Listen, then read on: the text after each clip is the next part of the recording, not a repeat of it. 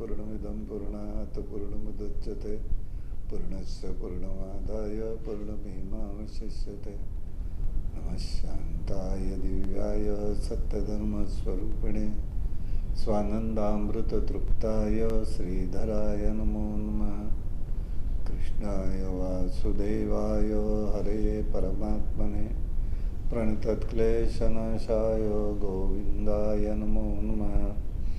मालाकमण्डलधर पद्मयुग्मे मध्यस्थपाणिविलेडमरुत्रिशूले यस्तस्य ऊर्ध्वकरयो शुभशङ्खचक्रे वन्दे तमात्रिवरदं भुजषड्युक्तम्। अवधूतचिन्तन श्री गुरुदेव दत्त स्वामी महाराज की जय। श्री गणेशाय नमः। ऐकोनी सिद्धांचे वचन नामधारक नवी जाण कुरोपुरीचे महिमान केवी झाले परियेचा। म्हणती श्रीपाद नाही गेले आणि म्हणती अवतार झाले। विस्तार करोनिया सगळे निरोपावे म्हणे तसे। सिद्ध सांगे नामधारकासी श्री गुरु महिमा काय पुसचे। अनंत रूपे होसी परियेसी विश्वव्यापक परमात्मा। पुढे कार्यकारणासे अवतार झाले परियेसी। राहिले आपण गुप्तवेशी तया कुरवपूर क्षेत्रात। कुरवपूर क्षेत्रामध्ये स्वामी महाराजांनी अश्विन वद्य द्वादशीला, ज्याला द्वादशी म्हणून म्हटलं जातं, त्या ठिकाणी त्यांनी ते गुप्त झालेले आहेत।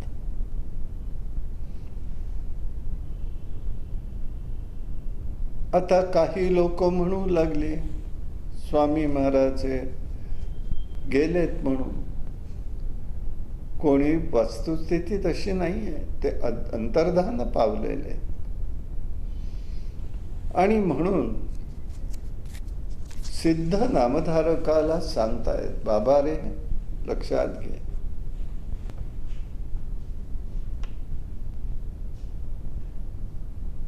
श्री दत्तात्रय हे अनुसया आणि अत्री यांचा मुलगा आहे। ते ईश्वर आहे। केवळ स्मरण मात्राने संतुष्ट होणार हे दैवत आहे। विष्णूंचं हे परमानंद स्वरूप आहे, अतींद्रिय स्वरूप आहे। भक्तीने वश होणार हे दैवत आहे। कुठस्थ आहे? एक स्वरूप म्हणजे कालव्यापी स्वरूप आहे। सिद्ध नामधारकाला सांगतायत, त्यांचा संवाद आहे। कुरवपूर क्षेत्रामध्ये श्रीपाद वल्लभ राहिलेले होते, अदृश्य झाले। नामधारकांनी विचारणा केलेली आहे, काय त्यांचं कार्य काय घडलं कसं। नामधारक सांगतायत, बाबा रे ते गेले तसं तुम्ही समजू नका। अनुभव असा आहे, वल्लभेश नावाचा एक ब्राह्मण आहे, व्यापारी आहे। दरवर्षी कुरवपूरला येतोय आणि त्यांनी त्या ठिकाणी देवाला एक सकाम नमस केला। पुढल्या वर्षी मला शतपट फायदा मिळू दे, मी त्या ठिकाणी येऊन सहस्र भोजन करेन। नवस केला।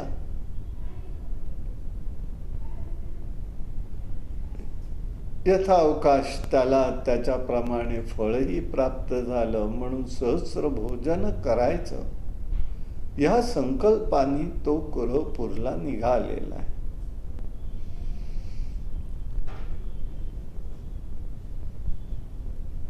वाटेमध्ये त्याला त्या ठिकाणी निघता काही सहाध्यायी मिळाले, सह प्रवासी मिळालेले।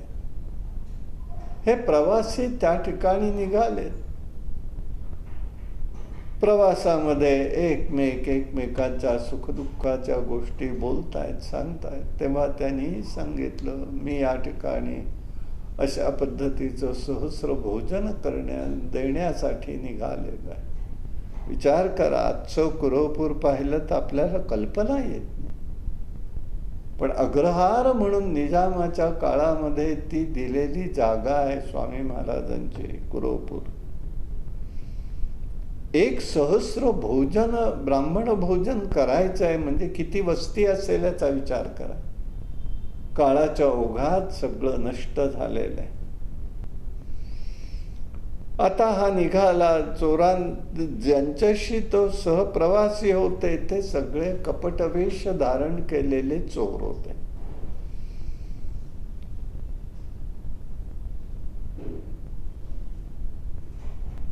जसं कुरोपूर जवळ यायला लागलं तसं त्या चोरांनी एक दिवस रात्री या चोराला, या प्रवासाला, भक्ताला मारलं आणि सगळं धन लुटून न्यायला लागले. त्यांच्यातला एक जण होता, तो घाबरला. तो त्यांच्या टोळीमध्ये होता, पण त्याला हे कृत्य घडेल असं वाटलं नव्हतं. तो घाबरला आणि एका झाडाच्या मागे जाऊन लपून बसला.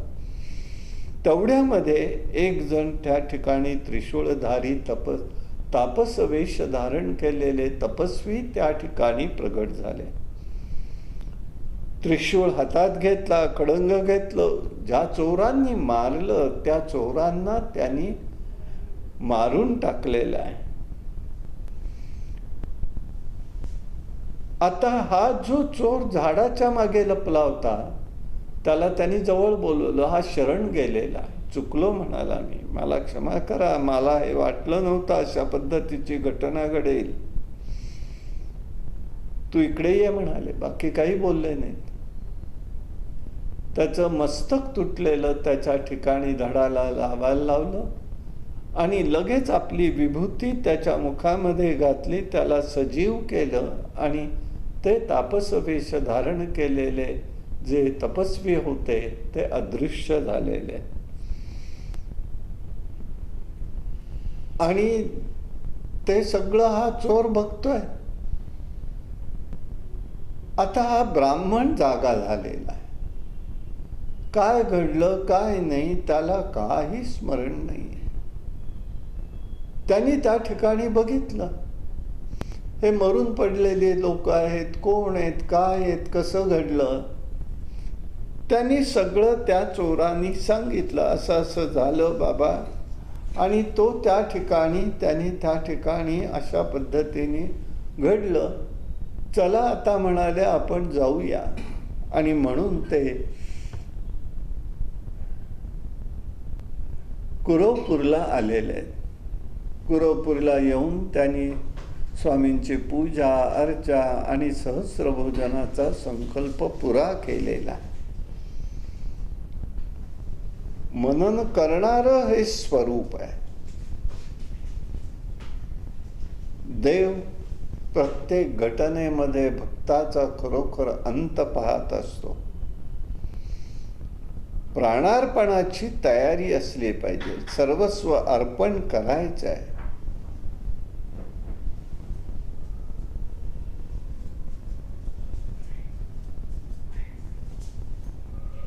ब्राह्मणाला नवस फेडायचा आहे. अनन्य शरणांगतता आलेली आहे.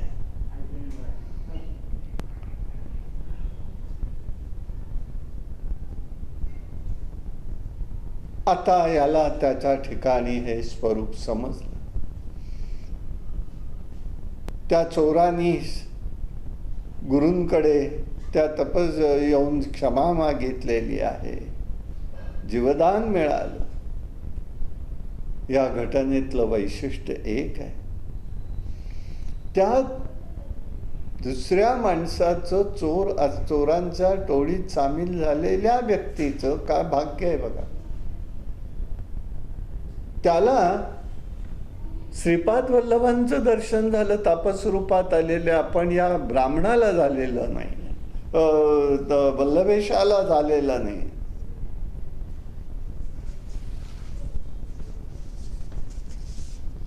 म्हणजे भक्ताचं रक्षण आणि भक्ताची इच्छा पूर्ण करणं ह्यात ईश्वराची शक्ती आहे.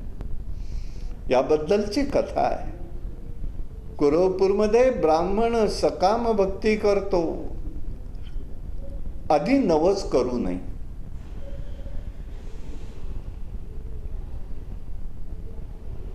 केला तर काय घडू शकतं हे लक्षात येतं.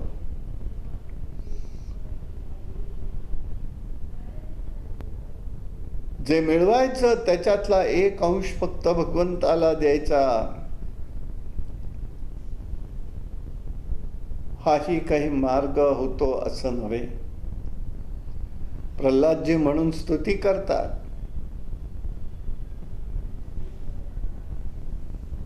देवाला जर आपण दिलं तर आपल्याला मिळेल असं वाटतं, परंतु विश्वरूप परमात्मा आहे. विश्व म्हणजे त्याचं प्रतिबिंब आहे. म्हणून ते म्हणतात, बाबा माझ्या वासनात निर्माण होऊन देऊ नका. इच्छा आकांक्षा काहीही शिल्लक ठेवू नका. निर्माणच होणार नाही अशीच व्यवस्था ठेवा म्हणाले. वरदान द्यायचं तर तेच द्या.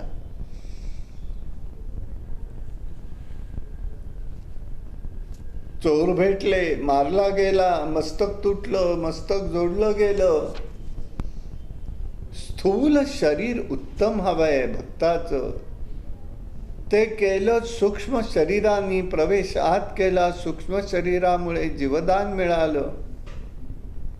कार्य करायचं ते सुद्धा ज्ञानपूर्वक करायचं. यावरून ईश्वर सर्वज्ञ आहे समजतं.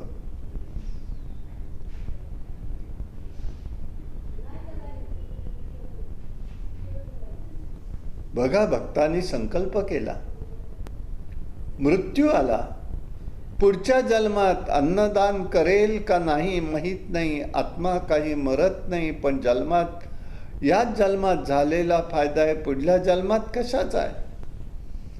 या जन्मात त्याची इच्छा त्यांनी पूर्ण केलेली आहे. तो संकल्प आहे, तो याच जन्मात पुरा करून घेतला पाहिजे. ही शक्ती ईश्वराजवळ आहे. चोरांनी मारलं, पण जिवंत करून त्याला त्याच्याकडनं कार्य करून घेतलं.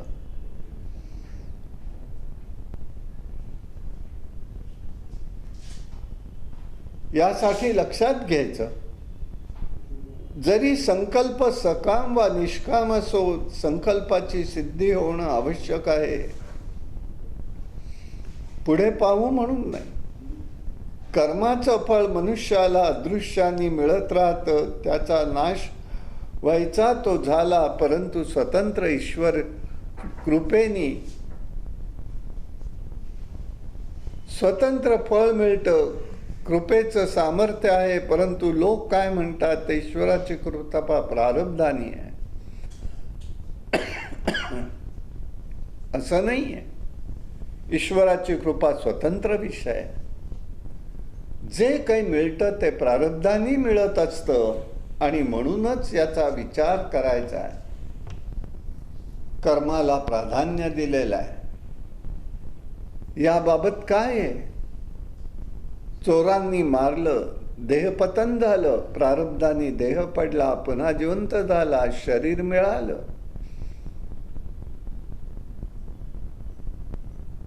ती इच्छा काय राहिली? मिळवलेलं द्रव्याचं कार्य करायचंय, ते सर्व ईश्वराची इच्छा आहे. कर्तुम अकर्तुम शक्ती त्या परमात्म्याची आहे. स्वतंत्र ईश्वराला सुद्धा त्याचा अनंत शक्तीची कल्पना आली नसावी असं काही वेळेला वाटून जातं. वेदामध्ये वर्णन आहे, यद्वा अंगवेदेन वेदः,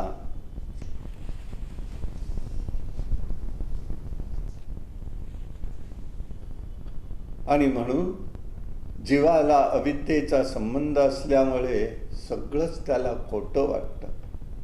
षड्विकार सहित या देवतादिकांचा संबंध इथे येत असतो. कारण तो अविद्या परतंत्र आहे. म्हणून खोट्या भासणाऱ्या देहाधिकाशी आत्मबुद्धीने तादाकार होऊन तो त्याच्याशी तादात्म्य होत असतो. तरी ईश्वराचं नाही, तसं ईश्वराचं नाही, कारण ईश्वर हा नित्य शुद्ध बुद्ध ज्ञानी मुक्त सच्चित घन आनंद स्वरूप आहे. तो स्वतंत्र आहे.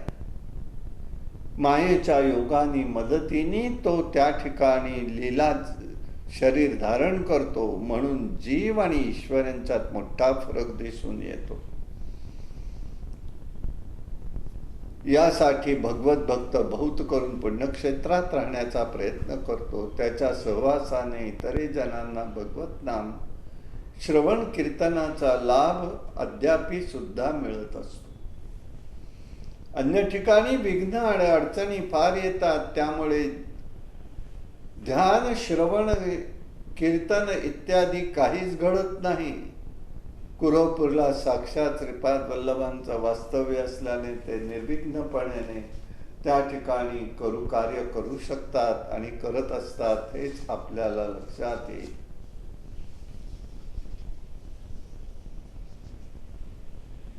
योगाभ्यास श्रवण कीर्तन इत्यादी अनायासाने हे साध्य होतं. म्हणून साधकांना ज्ञानैक साध्य मोक्ष हा सुलभतेने मिळतो. कारण तेथे उपासनादी सर्व साधने असतात. अन्यत्र त्याचा स्वभाव असतो. तो महात्म्यांच्या साधकांचा अनुभव आहे. पुण्यक्षेत्रात परमेश्वर सेवेची पूर्णता होऊन कार्याची तत्पर सिद्धी होत असते. हाच एक सिद्धांत आपल्याला पाहता येतो. यासाठी सिद्ध नामधारकास म्हणाले, जेथे जेथे कोठेही वाटेत त्या ठिकाणी जे कोणी भक्त साधक लोक श्रीपाद वल्लभांचं स्मरण करतील त्यांच्या सर्व कामना पूर्ण होतात. इष्टबळ प्राप्त होतं. पुण्यक्षेत्रात जाणे जमले नाही, शक्य झालं नाही, तरी लोकांनी सदा सर्वदा ईशचिंतनात करीत राहावं. म्हणजे हवे ते मिळून परमकल्याण प्राप्त झाल्याशिवाय राहत नाही, हेच लक्षात ठेवावं. अशा प्रकारचा बोध आपल्याला याच्यातून मिळू शकतो. कुरोपूर पासून काही थोड्या किलोमीटरवरती मांडवगड म्हणून गाव आहे. त्या ठिकाणी ही जागा अद्यापही आहे की कुठेही हा वल्लभेशाला मारलं, वल्लभेशाची जागा, त्याचंही एक मंदिर मधल्या भागामध्ये झालेलं आहे. अशा स्वरूपाचा भाग आपल्याला आजही साक्षी रूपाने पाहायला मिळतो. असं हे त्यांचं हे स्वरूप आहे. म्हणून श्रीपाद वल्लभ आता गेले आहेत असं कोणीही समजू नये. कुरोपूर क्षेत्रामध्ये ज्या विधवा स्त्रीला आत्महत्या करायला आली असताना त्या मुलाला त्यांनी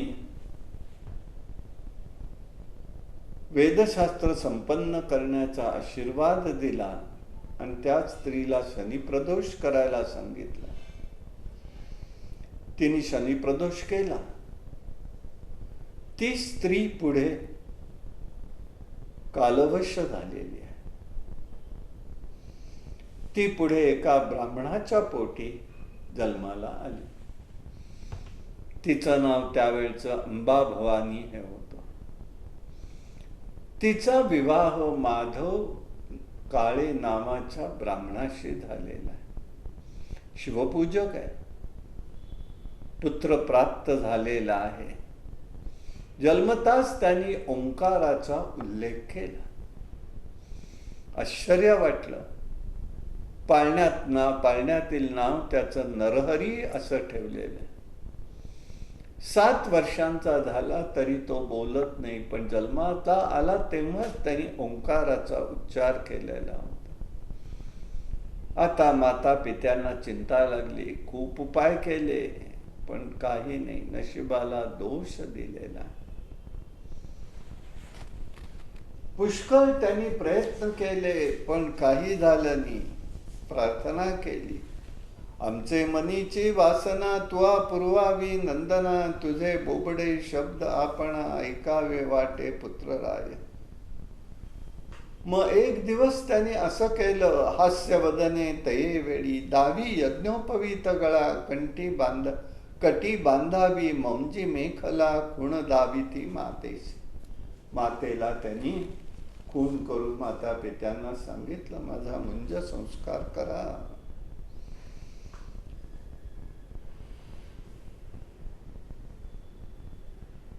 वस्तुस्थिती अशी आहे, ज्या वेळेला ते झाले, एक लाडाचं कारंज म्हणून म्हणतात विदर्भामध्ये, तिथे त्यांचा जन्म आहे. आजही त्या ठिकाणी त्यांचं स्थान हे जन्माचं स्थान हे वासुदेवानंद सरस्वती स्वामी महाराजांनी प्रगट केलेले आहे.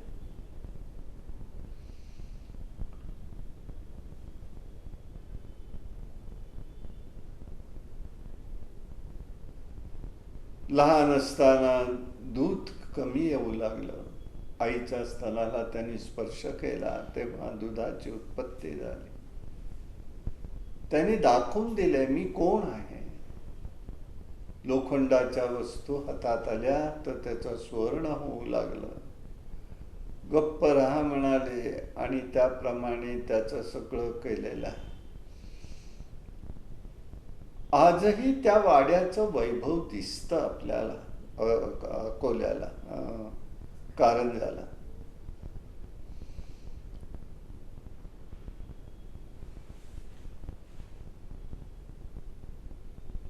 आता त्यांनी खून करून सांगितलं, काळजी करू नका, मुंज संस्कार करा.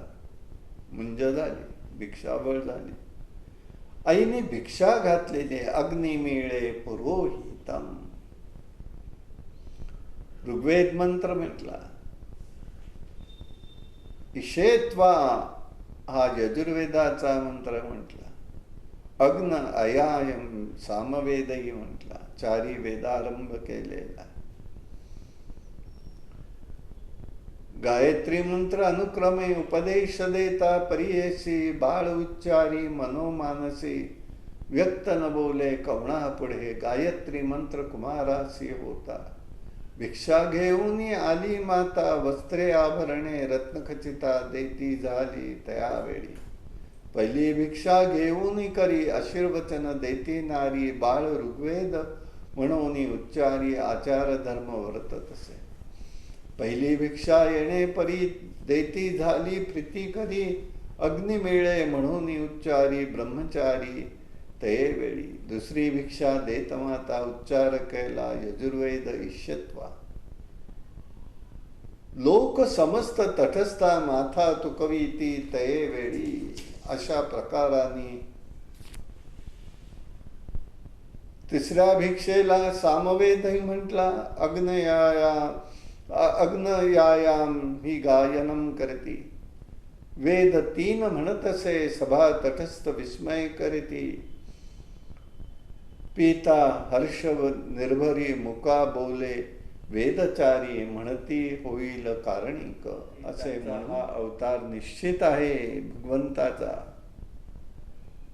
हा जगद्गुरु आहे म्हणून त्यांनी त्याला वंदन केलेले आहे. आता झालं. पुढे मग त्याची भिक्षा झाल्यावर म्हणाला तीर्थयात्रेची परवानगी मागितली. आईला वाईट वाटलं, वडिलांना वाईट वाटलं. म्हणाले अरे बाबा असं करू नको, आम्ही कोणाकडे बघायचं म्हणाले. आणि म्हणून त्यांनी तिच्या मस्तकावरती हात ठेवून तिला पूर्वजन्मीचं ज्ञान दिलेलं आहे की श्रीपाद यतींनी त्यावेळेला त्याला त्या ठिकाणी तिच्या मस्तकावर, त्याच्या मुलाच्या मस्तकावर हात ठेवून सांगितलं, शनी प्रदोष करायला सांगितलं, तुमच्यासारखा मुलगा होऊ दे, तोच मी आहे असं त्यांनी स्वरूप दाखवून दिलेलं आहे. आईने मग युक्तिवादाने पुष्कळ प्रयत्न केले, सांगण्याचा विचार केला, बघितलेलं आहे. म्हणाले बाबा रे, तू जरी हे म्हणत असलास तरी सुद्धा विचार कर म्हणाले. त्यांनी एकच सांगितलं, अनित्यानि शरीराणि विभवो नैव शाश्वतः नित्यः सन्निहितो मृत्यू कर्तव्यो धर्मसंग्रह. एखादा असेल चिरंजीवी, त्याची तुझी बुद्धी बरवी, अनित्य देह वैभव भावी, पुढे कोणा भरवसा, देह तो क्षणभंगूर, नाही राहिले कवण स्थिर, जोवरी दृढ शरीर, मार्ग पुण्य मार्गे राहटावे. कोणी भरोसा दिलाय काळाचा? काय सांगताय तुम्ही म्हणाले. नको आता काही नको. यापुढे तुला आणि मुलं होतील. मस्तकावरती हात ठेवून पूर्वजन्मीचं स्मरण करून दिलं, पण समन्वयही साधला. ठीक आहे, तुला आणि मुलगा मुलगी होईपर्यंत मी थांबतो आणि मग मी जातो. त्याप्रमाणे म्हणजे त्या ठिकाणी युक्तिवादामध्ये कपिल देवहूतीचा भागवतातला संवाद जो आहे त्याची आठवण करून देणार आहे. वसुदेव देवकीला सुद्धा कृष्णाने उपदेश केला. नरहरी हा मुळात प्रापंचिक जीव नाही, म्हणून जन्माला येता क्षणी त्यांनी ओंकाराचा उच्चार केलेला आहे. सिद्धांच्या बाबतीत पुनर्जन्म ही अबाधित असतो हा सिद्धांत आहे, आणि म्हणूनच त्यांनी त्याचं स्वरूप व्यक्त केलेलं आहे.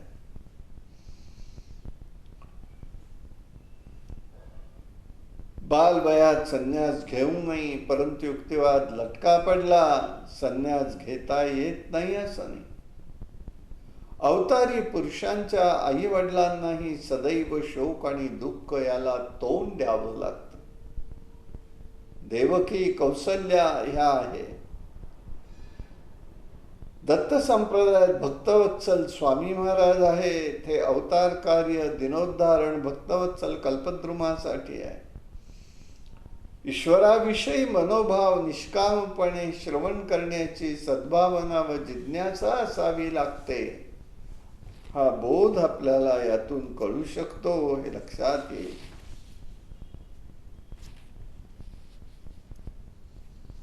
दुसराही विचार आहे. यात ईश्वराची योजना आहे.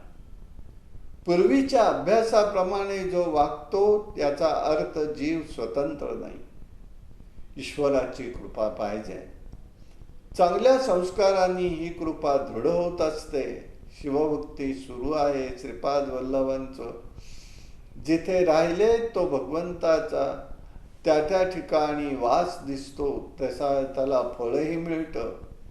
पुण्यक्षेत्री राहून सत्कर्माचं फळ जास्त मिळतं, लवकरही मिळतं, आणि म्हणून त्यांना त्याच्या ठिकाणचं स्वरूप समजलं पाहिजे. यासाठी त्यांनी आईला उपदेश केलेला. पती पत्नी नातं भावबंधाचं आहे. सात्विकपणा असणं त्यात आवश्यक आहे. ईश्वरी अंश घरात जन्म त्याच्याशिवाय ईश्वरी अंश घरात जन्म घेऊ शकत नाही. सामान्यपणे नुसत्या स्त्री सहचर्यामुळे परमेश्वर स्वरूपाची आनंदाची कल्पना सामान्य जीवाला येत नाही, आणि म्हणून ऋणानुबंधाचे हे पती पत्नी नातं समजलं पाहिजे. केवळ कामसेवन जरूर असू नये. प्रजोत्पादन आहे, श्रुतीचं सांगणंच आहे. परंतु अल्प आयुष्य मानवी देह शतगणिले ते अर्धरात्र खाय, मध्ये रोगत्व बालपीडा क्षय काय, भजनासी उरले ते पाहेगा. याचाच अर्थ असा आहे, मानवी जीवन आणि प्राणी जीवन परतंत्र आहे. सर्व संसार स्वप्नाप्रमाणे खोटा आहे. तारुण्य हे फुलासारखं अतिशय नाजूक असून क्षणभंगूर आहे. आयुष्य विजेप्रमाणे अतिशय चंचल आहे. संसार अज्ञानमूलक आहे. यामुळे ज्ञानी मंडळी संसाराबद्दल आसक्त नसतात. संसारी जीवाला स्थैर्य कुठेही मिळत नाही. काळ हा गर्भवासी जीवाला केव्हाच गिळत असतो, आणि म्हणून त्यांनी हे सगळं तिला दाखवून दिलेलं आहे. संसारापासून परावृत्त करावं, विरक्ती पंथ तिने स्वीकारावा म्हणून तिला हे सगळं समजावून सांगितलं. अविवेकानी मोहपाश ज्ञानरूप शस्त्रांनी तोडून टाकावेत आणि ज्ञाता ज्ञेय आणि ज्ञान त्रिपुटीचं एकत्रीकरण करून जीवात्मा आणि परमात्मा यांचं ऐक्य ज्ञान झालं पाहिजे. आणि म्हणून परमज्ञानी होऊन शांतपणे स्वस्थ चित्ताने आयुष्य घालवावं यासाठी सद्गुरूंचा आश्रय घ्यावा. तसाच उपयोग हा लोकशिक्षणासाठी सुद्धा करावा, यासाठी त्यांनी हे सगळं सांगितलेलं आहे. आईला त्यांनी समजावून सांगितलं. बालपणी संन्यास शास्त्रविरुद्ध नाही, हा जीवकारण जीवनाचा भरोसा नाही. म्हातारपणी वाट न पाहता शरीर सुदृढ आहे तोपर्यंत पुण्यकर्म करावं, निवृत्त व्हावं तेव्हा अडवू नये. 4 पुत्र होतील, 1 पुत्र होईपर्यंत तरी मी राहतो. 1 वर्ष ते राहिले. त्यांनी जिज्ञासूंना वेद शिकवले, शास्त्र शिकवली. मुलांना पुढे जुळी मुलं झाली, 3 महिने झाले आणि मग त्यांनी घराचा निरोप घेतलेला. कीर्ती सर्वत्र तोपर्यंत पसरलीये की लहान वयातच वेदाध्ययन करून हा मुलगा इथे सगळ्यांना शिकवतोय. इहलोकी सुखी होऊन पुनर्जन्मातून मुक्त व्हाल हेही त्यांनी सांगितलं. पुढे आणखीन 2 पुत्र 1 कन्या होईल. मग पुढे हा नरहरी काशी क्षेत्री गेलेला आहे.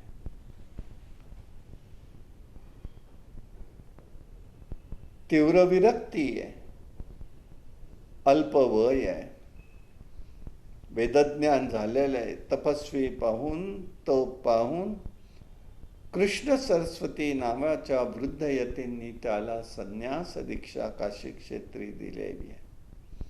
धर्माचं पुनरुत्थानासाठी संन्यास ग्रहण केला तेव्हा त्यांचं नाव नरसिंह सरस्वती असं झालेलं आहे.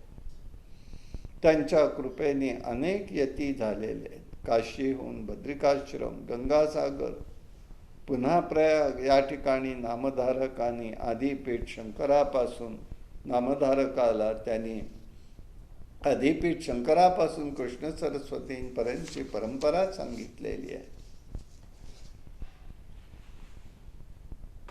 शंकर गुरु,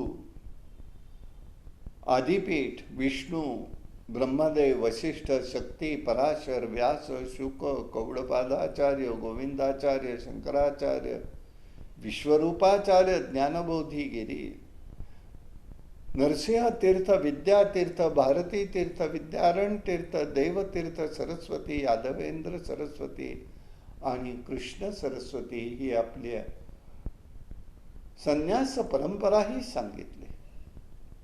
लक्षात घ्यायचंय ते हेच की जीवनामध्ये विवेक आणि वैराग्य या दोन्हीचाही समन्वय असला पाहिजे. नुसता विवेक उपयोगी नाही, नुसतं वैराग्यही उपयोगी नाही. कुठे थांबायचं, आग्रह किती करायचा हे लक्षात घेतलं गेलं पाहिजे.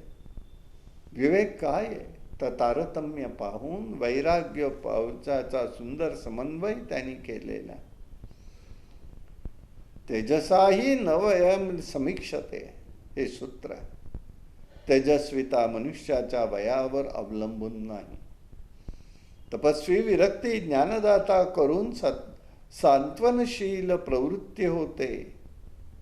ज्ञानदेव ही पूर्ण सिद्ध ज्ञानी असून उपनयन आग्रह केलेला आहे. धर्माचा विच्छेद करण्यासाठी सिद्ध संत भक्त कार्य करत नसतात, धर्माची प्रतिष्ठा करण्याकरता ते कार्य करत असतात. हेच या पाठीमागे आपल्याला दिसून येतं. हे त्याच्या पाठीमागचं विशेष आहे, हे लक्षात येईल आपल्याला. आश्रम धर्माप्रमाणे वृद्धपणी संन्यास नको. पूर्वायुष्यात शरीर संपत्ती विद्यार्जन करून गृहस्थाश्रम अर्थ काम पूर्ती केल्यानंतर त्याचा लोभ हा विवेकाने आवरून घेऊन वानप्रस्थ स्वीकारायचं, ईश्वरचिंतन करायचं, समाजोद्धाराचं कार्य करायचं.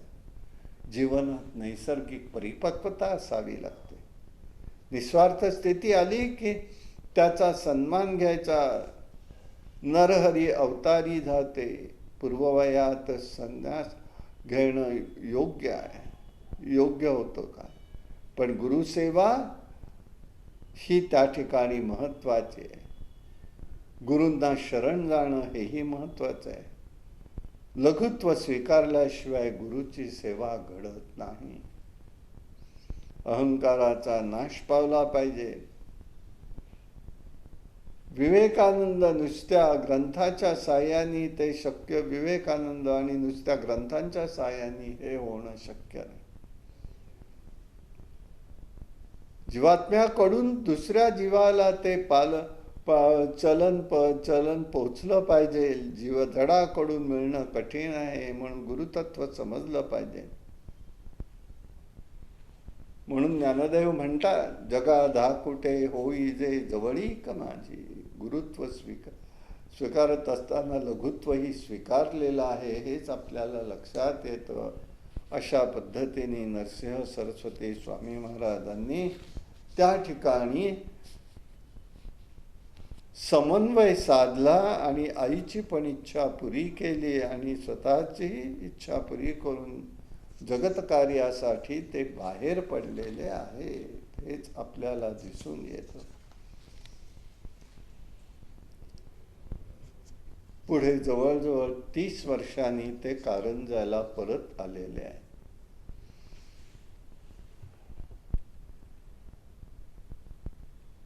नरसिंह सरस्वती जेव्हा निघाले होते तेव्हा गोदावरीच्या तीरी माधव नावाच्या शिष्याची भेट झाली आहे. त्यांनी त्याला ब्रह्मोपदेश केलेला आहे, संन्यास दीक्षा दिली. माधव सरस्वती हे नाव झालं. गुरूंची प्रीती अधिक होती. तीर्थयात्रा करीत ते आई वडिलांच्याकडे आलेले. नागरिक दर्शनाला आले, आनंद वाटला. विष्णू स्वरूप होते. पूर्वजन्मीच्या शिवपूजेचं फळ पूर्वजांना आणि पुढील वंशातील लोकांनाही मिळत असतं. त्यांची बहीण रत्नाई होती, तिलाही त्यांनी उपदेश केलेला. पतिसेवा करावी, योग्य वेळी तुझाही उद्धार होईल हे त्यांनी सांगितलं. तुझा पती पुढे यती होईल. तुला पापाचं फळ सर्व भोगावं लागेल, भोगून संपवावं लागेल. स्वकर्मबद्ध मनुष्य कर्ममुक्त झाल्याशिवाय सद्गुरूही त्याची चुटकी सरसे उद्धार करू शकतात. ध्रुवाला 36,000 वर्ष राज्य करण्यास सांगून अढळपद दिलं. माधव सरस्वतीला तात्काळ उपदेश केला. मोक्षापूर्वी पापाप्रमाणे पुण्याचाही क्षय होऊन जीवाची वासना आणि भोक्तृत्व संपूर्णपणे नष्ट व्हावं लागतं. हाच एक महत्वाचा सिद्धांत आहे.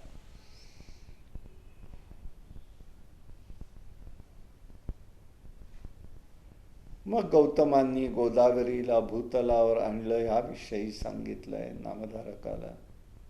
मंजरिका या स्थानी माधवरावांनी अतिची कृपा झाली. मानसपूजेत नरसिंह सरस्वती असत निजरूपाचं त्याला दर्शन दिलं. नरसिंहाचं प्रत्यक्ष दर्शन होईल असा आशीर्वाद दिला. त्या योगाने त्याला ज्ञानप्राप्ती झाली आणि ब्रह्मलोकाचीही त्याला प्राप्ती झालेली आहे. पुढे सायनदेव जो शिष्य आहे तो त्यांना भेटलेला. त्यांनी त्यावेळेला बघितलं, त्यांच्या समोर एक घटना घडली. एक ब्राह्मण आहे, दुखण्याला, पोटदुखीची त्याला व्यथा आहे आणि तो त्या ठिकाणी आत्महत्या करायला आलेला.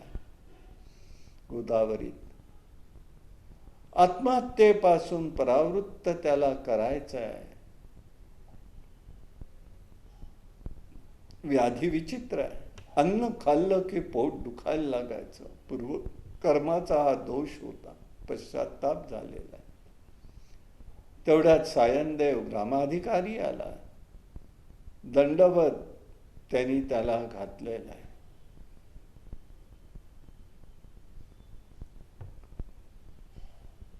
त्यांनी समोरच बघितलं, त्या गुरूंनी त्या पोटशूळ असलेल्या ब्राह्मणाला सांगितलं, चल आमच्या बरोबरच जेवण कर, भिक्षा कर. आणि त्याला सगळे पदार्थ खायला सांगितले. अनारसे, उडीद वडे, उत्तम पक्वान्न दिले.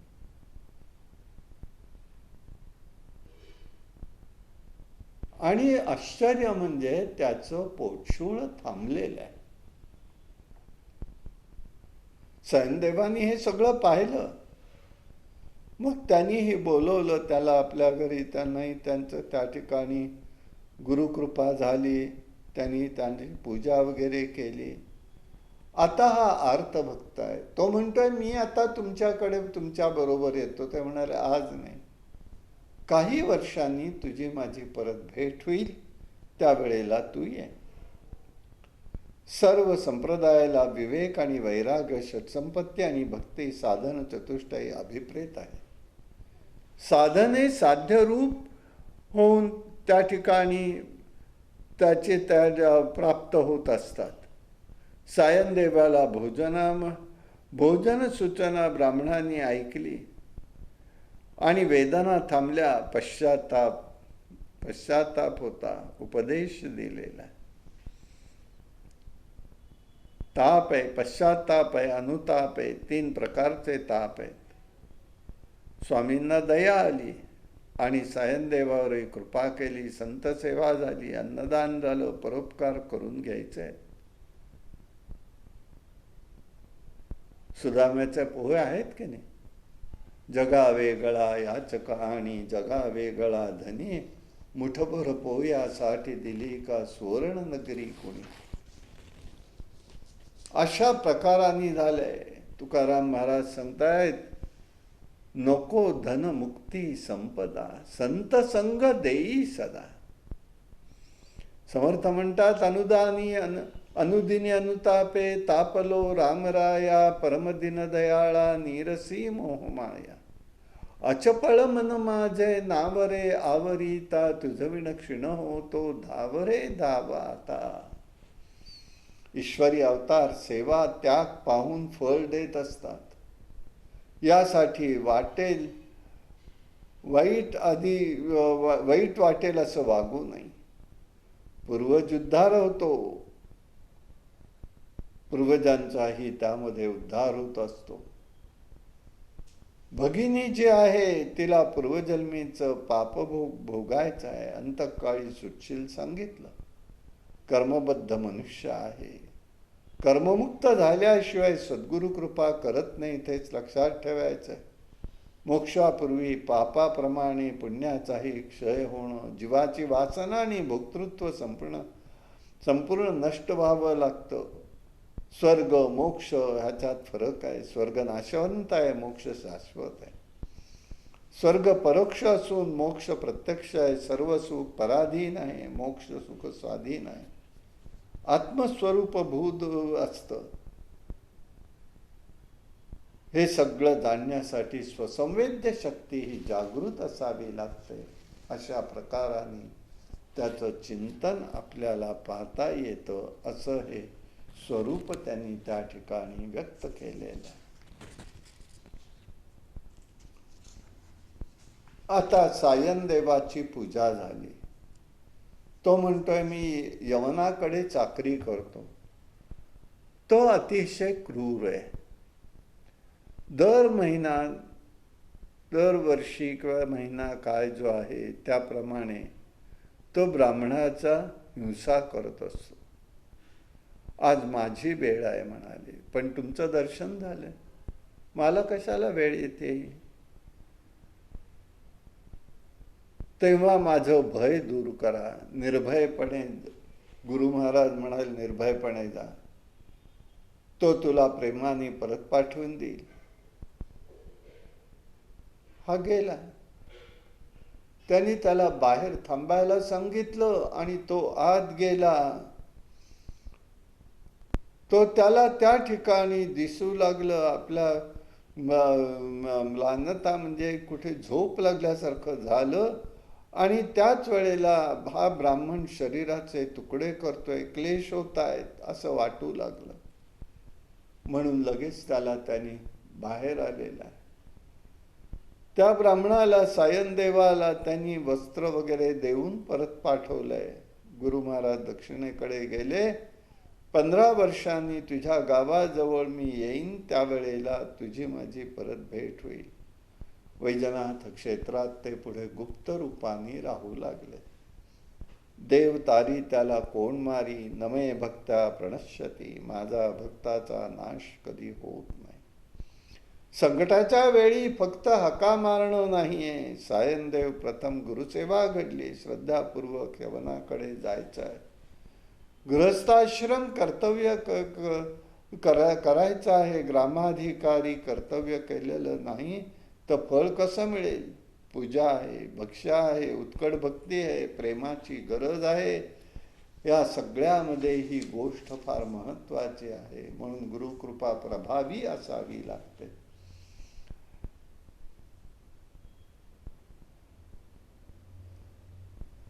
ऋणतारी मुष्टी पोहे, त्याच्या व्याजात हे मनगिरी, मुद्दलात मुक्ती देई, ही रीत या सावकाराची. असं हे भगवंताचं स्वरूप आहे. भयामुळे संकटनाश होत असतो असं तज्ञ म्हणतात. भक्ती आणि कर्म याचा समन्वय हा जीवनात असणं आवश्यक आहे. त्यावेळी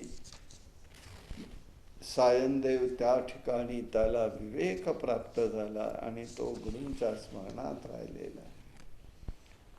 नामधारक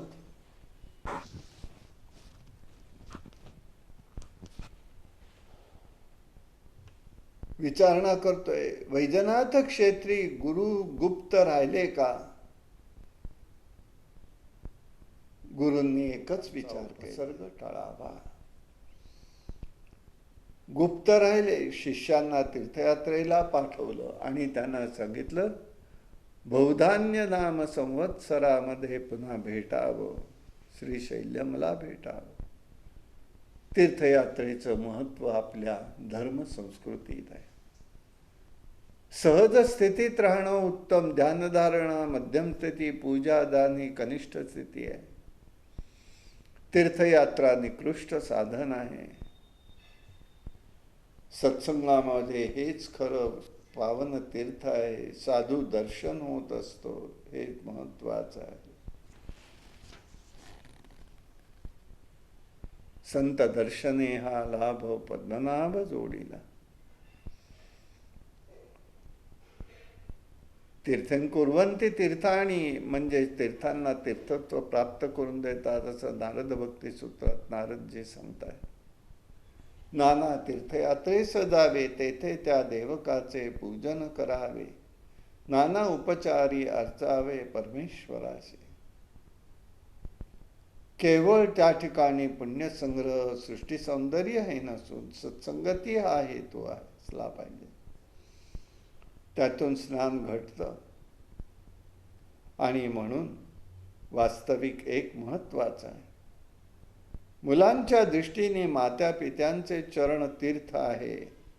स्त्रिया पती चरण हे तीर्थ आहे. स्त्रियांना पवित्र तीर्थ आणि पावन क्षेत्र सेवन केल्याने नराचा नारायण होतो. हे नरजन्माचं अंतिम ध्येय आहे. हे लक्षात घ्यायचंय, हे सुचवायचंय स्वामी महाराजांना. अशा प्रकाराने ही घटना त्या ठिकाणी घडलेली आहे. आणि पुष्कळ तीर्थयात्रा कशा केल्या याचं वर्णन त्यांनी या अध्यायात केलेलं. वैजनाथ क्षेत्री गुरु महाराजां जवळ सिद्ध राहिलेले होते. वर्षभर तिथे राहिले. पण तिथे एक घटना घडली. एक जण त्यांच्याकडे आलाय. स्वामींना म्हणतोय, माझं मन स्थिर होत नाही.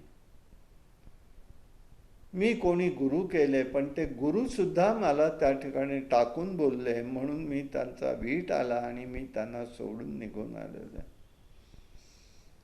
गुरु महाराज म्हणाले, हे बरोबर केलं नाहीस. गुरु सेवा केल्याने तात्काळ ज्ञान होतं. अशा पद्धतीने गुरुचा त्याग करणं हे अत्यंत दुर्दैवी गोष्ट आहे. म्हणून त्यांनी धौम्य ऋषींची गोष्ट त्याला सांगितली. 3 शिष्य होते, अरुणी, भेद, उपमन्यू. यांनी कशी खडतर सेवा केली याचं सगळं वर्णन त्यांनी त्या ठिकाणी सांगितलेलं आहे. तिघांची परीक्षा घेतली. या परीक्षेत महत्व एकच होतं. भाव, भावना आणि सत्व या माध्यमातनं परीक्षा घेतल्या जातात. परीक्षार्थ्यांची परीक्षा अशी नव्हती. पश्चाताप त्यांना त्या ठिकाणी होत होता. प्राणत्यागासाठी ते जवळजवळ निघालेले होते.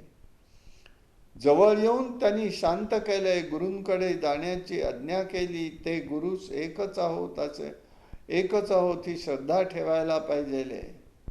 अशा प्रकाराने त्यांनी त्यांच्या जवळच्या परीक्षा त्यांनी ते व्यक्त केलेल्या.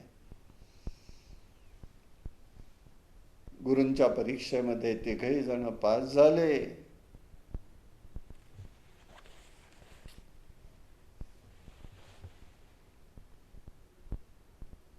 सर्टिफिकेट वगैरे काही ते दिले असं नाहीये बरं का, पण त्यांनी पास झालेले ते.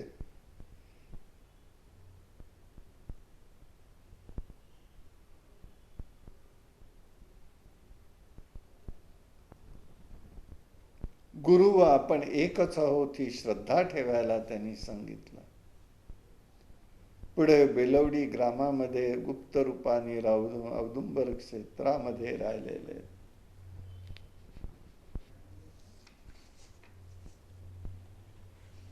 अविद्या, अज्ञान जीवाला बद्ध करत असते. ज्ञानाने जीव मुक्त होतो. गुरुभाव, ज्ञानसत्ता यांचा समन्वय आहे. गुरु ही जडदेहातील व्यक्ती नव्हे, तर गुरु हे ज्ञानाधिकरणाचं साधन आहे. जर ज्ञानाच्या ठिकाणी गुरु असेल तर परिच्छिन्नता ज्ञान हेच त्याचं स्वरूप आहे. तो ईश्वराचा सर्वाचा आदिगुरु आहे. यासाठी प्रकृतीच्या उत्पत्ती, स्थिती, लय या तिन्ही अवस्था केवळ साक्षी आहेत, छेदभेद नाही. तो पूर्ण ज्ञानसंपन्न आहे. गुरु हा ज्ञानस्वरूपी परमात्मा आहे. परमात्म्याची ज्ञानशक्ती अधिकारानुसार सर्व जगात व्यापून असते. त्यांच्याजवळ लहान थोर हे काही नसतं.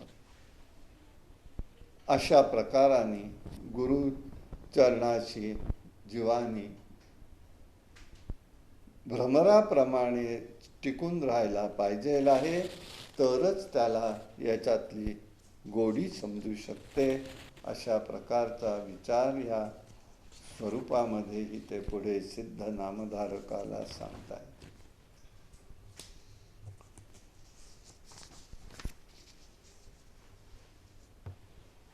पुढे नरसिंह सरस्वती स्वामी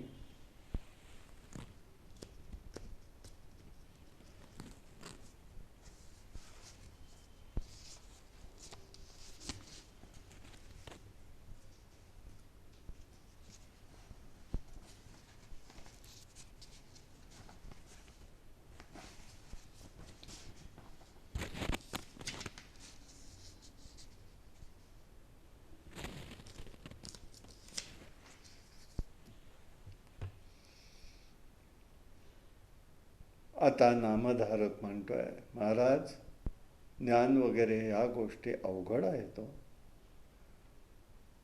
आम्हाला समजून काही गोष्टी रूपाने सांगावं. गुरुमावली आहे, कृपाळू आहे, दयाळू आहे. गुरु महाराज औदुंबर क्षेत्रामध्ये राहिले. फार काळ राहिले असे नाही, पण 5-7 महिने राहिलेले. भक्तांचा उद्धारही त्यांनी केला. करवीर क्षेत्री एक कर्मठ ब्राह्मण आहे, कर्मनिष्ठ आहे. त्याला एक मुलगा होतो, परंतु तो मतिहीन आहे, मूढमतीचा आहे. आई वडील गेले, मुलगा जोडी राहिला. मुंज झाली, पण विद्या काही लक्षात राहत नाही. सगळे लोक त्याची निंदा करू लागले, दुरुत्तर ऐकावी लागली. निंदेचं महत्व त्याला महत्व सांगून समजत नाही, म्हणजे तो पशु समानच असतो. शेवटी तो गाव सोडून निघून गेला. विलवडी ग्रामात आलेला आहे. तिथली भुवनेश्वरी देवी ही त्याची कुलस्वामिनी. तिच्याकडे तो गेलेला आहे. विद्या दे म्हणून त्यांनी त्या ठिकाणी आग्रह केलेला आहे, तपस्या केली, पण उत्तर काही मिळेना. हे प्रयोग कोणीही करायचे नाही, त्याचा अर्थ समजला पाहिजे. जिव्हा छेदुनी अहोरात्र करी भुवनेश्वरी स्तोत्र, म्हणजे त्या ठिकाणी त्यांनी जिव्हा अर्पण केलेली आहे. आता शिरकमल त्यांनी ठेवायचं ठरवलं, त्याच वेळेला त्याला दृष्टांत झालेला. असं काही करू नकोस बाबा. कृष्णामाईच्या तीरावरती त्या ठिकाणी एक तपस्वी बसलेले आहे. त्या तपस्व्यांच्याकडे तू जा, त्यांच्याकडून तुला ज्ञानप्राप्ती होईल. तो लगेच सकाळच्या वेळेला निघालेला. औदुंबर वृक्षाखाली त्याला गुरूंचं दर्शन झालं. औदुंबरला आजही या तीरावरती स्वामी महाराज आहेत आणि पलीकडल्या तीरावरती भुवनेश्वरी देवीचं मंदिर आहे. तो आलेला आहे. त्यांनी त्याच्या मस्तकावर वरदहस्त ठेवला. जी पुन्हा प्राप्त झाली, वेदज्ञान त्याला प्राप्त झालं. मग हा चमत्कार काय आहे असं एखाद्या वेळेस वाटेल. हे बघा, जन्मजात मुलं जी असतात, काही वेळेला ते मुकी, आंधळी, बहिरी अशी असू शकतात. काही हुशार असतात, काही बुद्धिमान असतात. हे सांगणं कठीण आहे. याला उत्तर एकच आहे, प्रारब्ध. या ठिकाणी एक गोष्ट महत्वाची होती. या घटनेमध्ये केवळ वडिलांची ज्ञानशक्ती मुलाच्या ठिकाणी होती, सुप्तरूपात होती. निंदेमुळे तळमळ लागली. तळमळ ही ज्ञानप्राप्तीची उपकारक घटना आहे. कोणालाही तळमळ लागल्याशिवाय त्याला ध्येय प्राप्त करता येत नाही. हा एकदा मोठे गुरु महाराजांना सांगायचं आहे. शिकवलं तरी लक्षात राहत नाही. निंदेमुळे मूढपणा, पश्चाताप झाला. पश्चाताप, जिज्ञासा, पितृदत्त सुप्त गुण, प्रखर तळमळ, गुरुकृपा ही एक शृंखला त्याच्या जीवनामध्ये जुळून आलेली आहे. यातच भक्तीचा व त्यागाचा दुवा जोडला. ज्ञानाची कारण परंपरा मिळाली. देवी समोर जीभ ठेवली. शिरकमल वाहणं, याचा अर्थ समजला पाहिजे. शिरकमल वाहणं म्हणजे पूर्ण शरणांगत झालेला आहे, अनन्य गतिका होणं. हा चमत्कार नसून या घटने पाठीमागचं हे शृंखला समजून घेणं महत्वाचं आहे. शक्तिपात दीक्षा, योगमार्ग केवळ कृपामय दृष्टीने हस्तस्पर्श, शब्दस्पर्श, शब्दाचार किंवा निशब्द संकल्पानी ही कुंडलिनी शक्ती जागृत होते. जागृत जरी शक्ती झाली तरी सुद्धा त्याचं चिंतन मनन साधकाला हे करावंच लागतं. आणि जर त्यांनी केलं तर त्याचे फलन निष्पत्ती होते, अन्यथा होत नाही. शिष्य नीतिमान दृढ संकल्पाचा शरीराचा असेल तर साधन तत्पर सिद्ध होतं. चित्त शक्ती योगमार्गावर रूढ होते. मेधा शक्तीवरचं आवरण दूर होऊन पूर्व व्यक्त ज्ञानाची आणि सामर्थ्याची प्रचिती येते आणि म्हणूनच ह्याच्यामधली शृंखला महत्वाची होती. पश्चाताप, जिज्ञासा, पितृदत्त सुप्त गुण, प्रखर तळमळ, गुरुकृपा ही शृंखला. यात भक्तीचा आणि त्यागाचा जोहा जोडला की ज्ञानकारण परंपरा त्या ठिकाणी सापडू शकते. हाच त्याच्या ठिकाणचा बोध आपल्याला करता येतो, हे लक्षात घ्यायचं आहे. पुढे गुरु महाराज लगेच पुढे औदुंबरावून निघाले आणि ते त्या ठिकाणी नरसोबाच्या वाडीला आलेले. तिथे त्यांनी तीर्थाचं महत्व सांगितलंय. तिथले तीर्थ सगळी काय आहेत त्याचा त्यांनी उहापोह केलेला. अमरापूर म्हणून तिथे गाव आहे. नरसिंहवाडीच्या पलीकडल्या तीरावर आहे. तिथे एक ब्राह्मण पत्नी मुलांसह राहतोय. पूर्वी पद्धतच होती, विप्र आपल्या घरी घरोघरी जायचे, कोरडी भिक्षा घ्यायचे. ते गरीब होते, सात्विक स्वभाव होता, विद्वान होते, कर्मनिष्ठ होते, सदाचारी संपन्न होते. भिक्षा पुरेशी मिळाली नाही. अंगणात घेवड्याचा वेल होता, त्या वेलाच्या शेंगा काढायच्या. पुरेसं काही मिळालं नाही, त्याच रांधायच्या आणि त्याचं तेच खायचं. एक दिवस गुरु महाराज त्या घरी गेलेले आहे.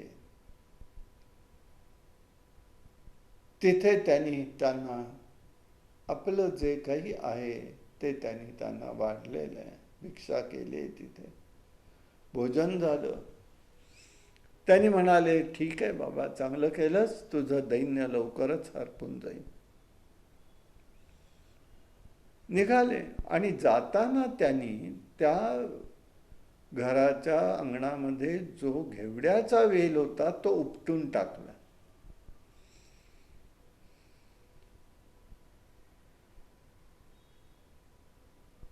आणि ते निघून गेले. घरातली स्त्री मात्र कडकड करू लागली.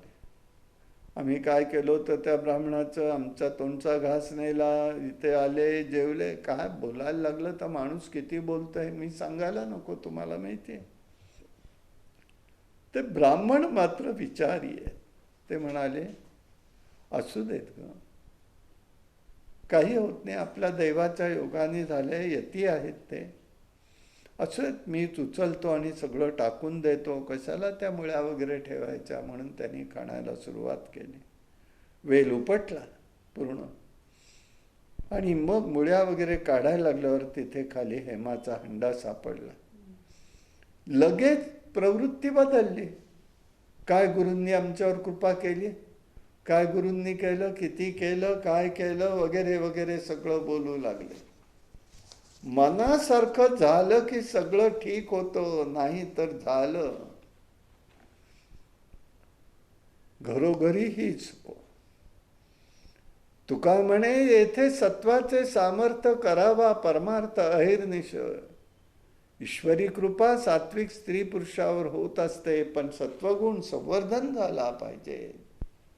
दैवी संपत्ती, अभय, सत्वसंशुद्धी, स्वाध्याय, तप, रुजुता, सत्वसंशुद्धी यांनी मोक्ष प्राप्त होतो. असुरी शक्ती, संपत्ती बंधनकारक आहे. अज्ञान, नरक यातना, साधकांनी नाना कर्म, बुद्धी, कर्ता, धृती, सुख, दान आणि आहार याबद्दल सत्वगुण आचरण ठेवले पाहिजे. कायावाच्या मनाने सत्वगुणाचा परिपोष करता येत असतो. ब्राह्मण पतिपत्नी, गुरूंना तिने दोष दिला. ब्राह्मण विवेकी आहे, स्वतःचं कर्म नीट पाहावं हे पत्नीला तो सुचवतोय. सुख देणारा आणि दुःख देणारा कोणीही नाही, दुसरा सुख देतो ही दुर्बुद्धी आहे. ब्राह्मण बुद्धी सात्विक आहे, सूक्ष्म विचार केला पाहिजे. श्री गुरूंनी सूचना दिली, कारण चमत्कार घडवलेला नाही. धन मिळालं, लोकांना उपद्रव होईल व स्वतः सिद्ध गुरु भेटायला आलेले आहेत. असं या ठिकाणी लक्षात येतं. आता लगेच दोघांची प्रवृत्ती बदलली. लगेच गुरु महाराजांकडे आले. त्यांनी त्यांचं अर्घपाद्य पूजन केलेलं आहे. घडलेली घटना सांगितली. सांगू नकोस बाबा म्हणाले कोणाला, लोकांचा उपद्रव होईल वगैरे वगैरे गोष्टी सूचना दिल्या. आणि असंच कर्माचरणात राहावं, सदाचारी राहावं. ते ब्राह्मण पंचमहायज्ञ कर्मनिष्ठेने करतायत. काही क्वाचिक सदाचरण चाललेले, काया वाचा मनानी सत्वगुणाचा परिपोष केलेला आहे. सरस्वती गंगाधर म्हणतात, कर्ममार्गी आचरण हे सात्विक वृत्तीने सत्वगुणाने शांती व सुख लाभत असतं, हा बोध त्यांनी त्या ठिकाणी केलेला आहे. अशा प्रकाराने गुरूंचं हे कार्य चाललेलं आहे.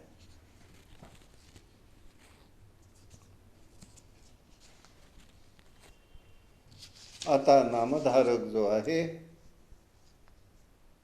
तो म्हणतोय,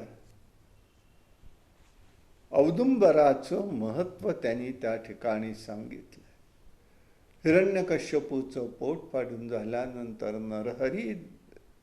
नरसिंह जे होते त्यांनी आपला दाह शांत करण्यासाठी औदुंबराच्या वृक्षामध्ये आपली बोट, त्यांनी नख शांत केलेली आहे. आग थांबलेली आहे. औदुंबराला वर दिलेला आहे. औदुंबर हा प्रिय आहे. श्री गुरु उष्ण उग्र नरसिंहाचा जप औदुंबराखाली करतात. उष्णता बाधत नाही. नंतर 64 योगिनी यासाठी गुरूंना नदीच्या जळामध्ये नेलेलं आहे. एक तिथे आहे, घटना घडते, वाडीमधली घटना आहे. तिथे गुरु महाराज एक दिवस जाताना पाहिलं एका गंगानुज नावाच्या कोळ्याने. नावाडी येतो. गुरु महाराज एका ठिकाणी येतात, प्रवाहाच्या ठिकाणी येतात, नदी दुभंगते, तिथून ते तिथे गुप्त होतात आणि लगेच त्या ठिकाणी काही वेळाने बाहेर येतात. काय हा प्रकार एक दिवस हा त्यांच्या मागोमाग आत गेलेला आहे. या 64 योगिनी गुरूंना रोज नदीच्या जलामध्ये नेऊन त्यांचं पूजा अर्चा वगैरे सगळं काही करतात. काशी गया प्रयाग हा सिद्ध त्यांना त्या ठिकाणी त्यांनी घडवलं. पंचगंगा आहे त्या ठिकाणी, दक्षिणेच्या ठिकाणी पंचगंगा आहे, अंगण आहे. दक्षिणेला तिथे प्रयाग आहे, जुगळ हे काशी आहे आणि कोल्हापूर ही गया क्षेत्र आहे. आणि 64 योगिनी त्यांचा निरोप घेऊन ते बाहेर आले. गुरुनारायण कळालं, त्यांनी सांगितलं ही गोष्ट तू बोलू नको. यावरून असा आम्हाची शंका आहे, असा विचार वाटतो की सिद्ध आहे, प्रत्यक्ष गुरु महाराजच तिथे आलेले आहेत, सिद्ध रूपाने आलेले आहेत आणि त्या या घटना सगळे सांगतात. देवता सृष्टी जशी आहे तशी अदृष्ट सृष्टी आहे असते, तशी ही पण एक सृष्टी आहे. तपस्वी योगी अवतारी पुरुषांना प्रत्यक्ष दिसत असतं. म्हणून आपल्याकडे धर्मसंस्कृतीत जलदेवता, स्थानदेवता, ग्रामदेवता, कुलदेवता हे सगळं दिसून येतं. दृश्यात मंदिरं, पादुका, मूर्ती, वृक्ष या ठिकाणी योजना आहे.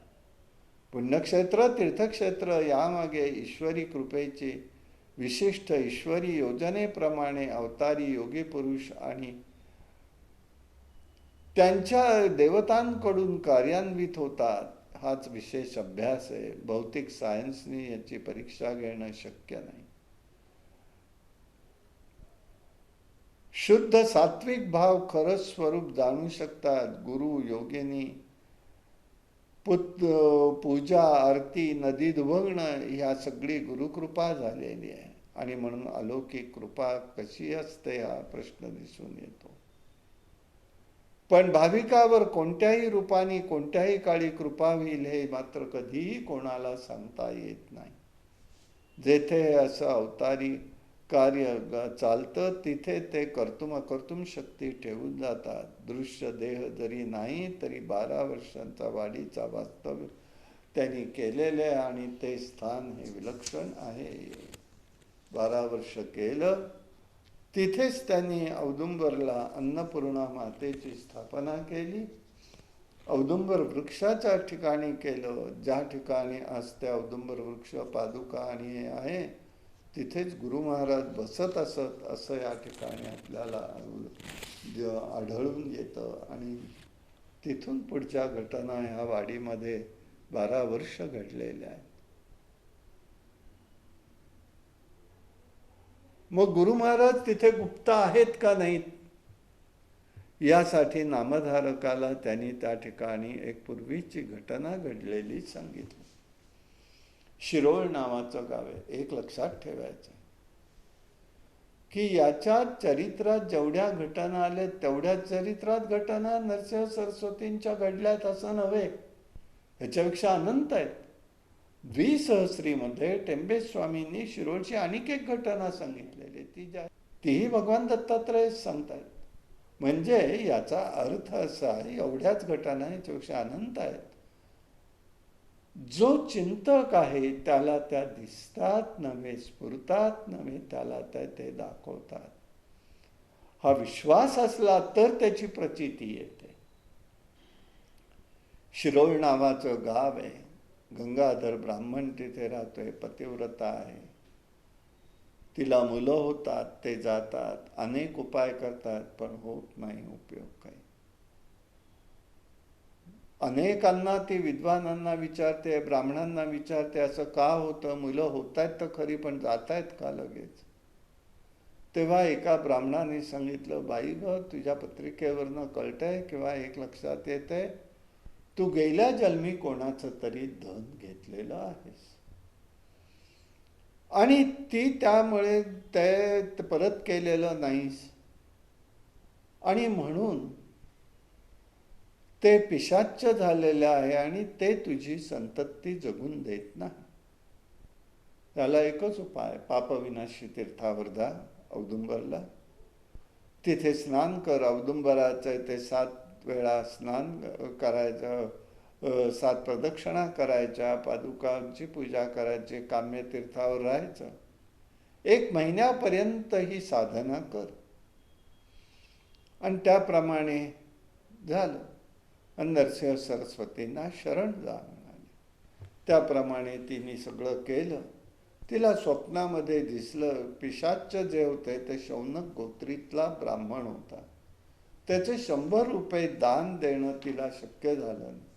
विषय एक आहे याच्यात, दान देण्याची इच्छा आहे पण परिस्थितीमुळे देता येत नाही, हा एक स्वतंत्र विषय. आणि दान घ्यायचं, पैसे घ्यायचे आणि द्यायचेच नाहीत, हा स्वतंत्र विषय. तसं हा पहिल्या विषयातली हे दाम्पत्य. दान घेतलंय, देणं शक्य, इच्छा आहे पण परिस्थितीने जमलेलं नाही, पण त्या पिशाच्यानी मात्र त्यांना धरलेलं आहे.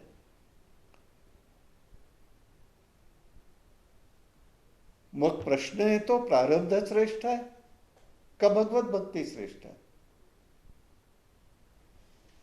स्त्रीनी व्रताचरण केलंय, सगळं झालेलं आहे, मग तरी सुद्धा तिने अनेक उपाय केले, तरी सुद्धा मग असं का घडतंय?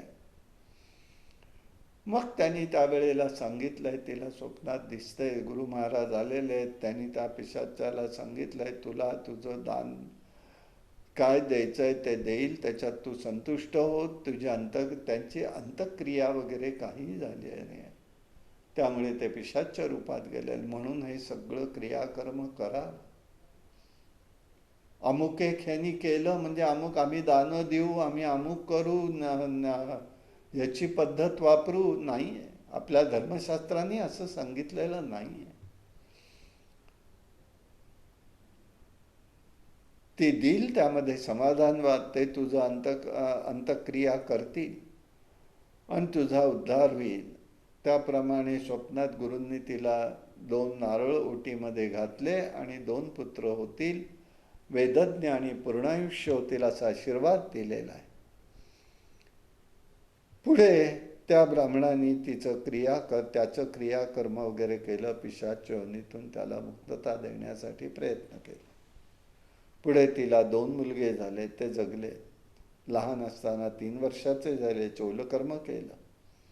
पण आदल्या दिवशी एका मुलाला धनुर्वात झाला आणि तो गेलेला आहे. विश्वासघात झाला म्हणाली. मला गुरूंनी जर आशीर्वाद दिलेला आहे तर तो मुलगा गेलाच कसा? माझ्या या मुलाला मी मरून देणार नाही, प्रेत संस्कार करून देणार नाही. करायचे झाले माझ्यासह त्या मुलावरती करा. सगळे जण कंटाळून गेले. ते म्हणाले असं कुठे असतं का? म्हणाले हो, होऊनही झालंय खरं, परंतु आता विवेक तरी ठेवला पाहिजे का नाही?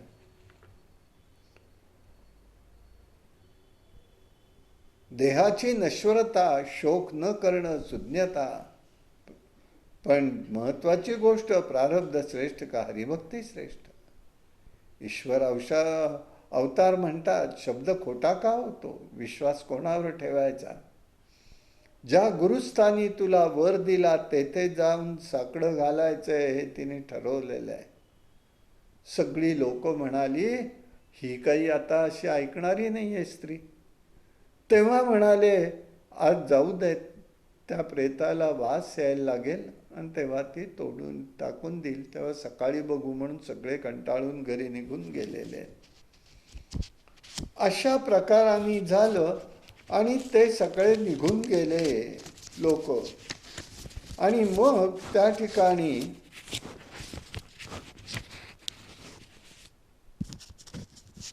त्यांनी पाहिलं तर ही रात्री त्या ठिकाणी गेलेली आहे. गुरुपादुकांवरती तिने आपलं मस्तक टेकलेलं आहे. असे उपाय कोणीही करायचे नसतात, हे लक्षात ठेवायचं आहे. विचार करायचा, चिंतन करायचंय. काय आहे? शरण गेलेली आहे, तिच्याकडनं ती घटना घडून गेली, ती आपल्याकडनंही घडली पाहिजे असा अर्थ त्या ठिकाणी नाही आहे, हे लक्षात ठेवायचं आहे. याप्रमाणे त्यांनी ते केलं आणि मग त्याला त्या ठिकाणी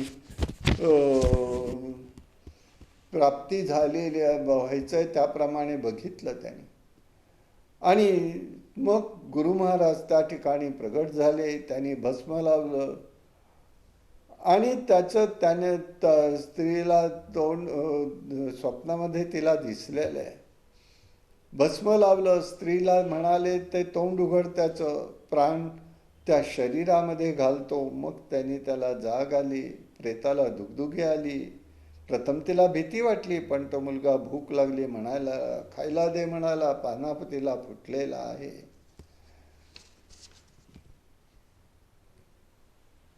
मग तिने पतीलाही उठवलं. मग दोघेही जण गेले. गुरुपादुका स्वच्छ धुवून स्वच्छ केलेल्या, औदुंबर आणि पादुकांची पूजा तिने मनोभावे केली. गुरूंनी तिचं रक्षण केलं, मोठं समाराधना केलेले. सृष्टीत अशा अनेक आकस्मिक घटना घडत असतात. कार्यकारण भाव असावा लागतो. सुखदुःख पूर्वकर्मावर अवलंबून असतं. ऋण वैर हत्या हे तो न तुटे कधी. ईश्वरी कायदे वेगळे असतात, ते अज्ञानी तपस्वी अवतारी नाही भोगावे लागतात. त्याप्रमाणे तो मुलगा जिवंत झालेला आहे. शौनक गोत्राचा ब्राह्मण आहे. 100 रुपये घेतले, दिले नाही. पिशाच झाला, द्रव्यलोभी आत्महत्या करून गेला. दुर्लभ नरदेह योग्यता जाणवत नाही. पूर्वी मुद्दल दिलं नाही का? अनुकूलता म्हणून दिलं नाही, माहीत नाही आहे.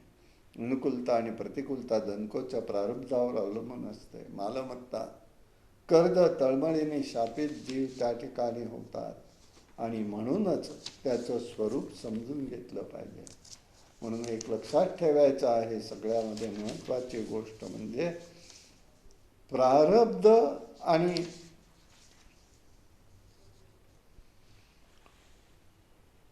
ऋण हत्या वैर हे कधीही चुकत नसतं. ते सदैव त्या ठिकाणी आपल्याला दोष देतं आणि मग त्या ठिकाणी त्या ठिकाणी त्या जीवाचा स्वरूप त्याला सोसावं लागतं. आणि म्हणून जीवानी कधीही ऋण हत्या वैर या तिनामध्येही सापडू नये. हा त्या ठिकाणी हे कोणावरही अवलंबून नाही, परंतु ते त्या ठिकाणी आपल्याला सोसावं मात्र लागतं, हे लक्षात घ्यायचं आहे. आणि म्हणूनच आपल्याला जर काही बघायचं असेल तर ह्या संबंध घटनेमागे हे स्वरूप त्या ठिकाणी घडलेलं आहे, हे त्या ठिकाणी आपल्याला लक्षात येईल. अशा प्रकाराने या ठिकाणी केलेलं आहे. आणि मग गुरु महाराज तिथून निघाले आणि गाणगापूरला गेलेले. आता काय घडलं हे आपण तिथे पाहू. अशा प्रकाराने हे सगळं स्वरूप त्यांनी त्या ठिकाणी दाखवून दिलेलं आहे. आता आपण दत्तात्रयांची प्रार्थना करू आणि आजचा विषय आपण थांबू.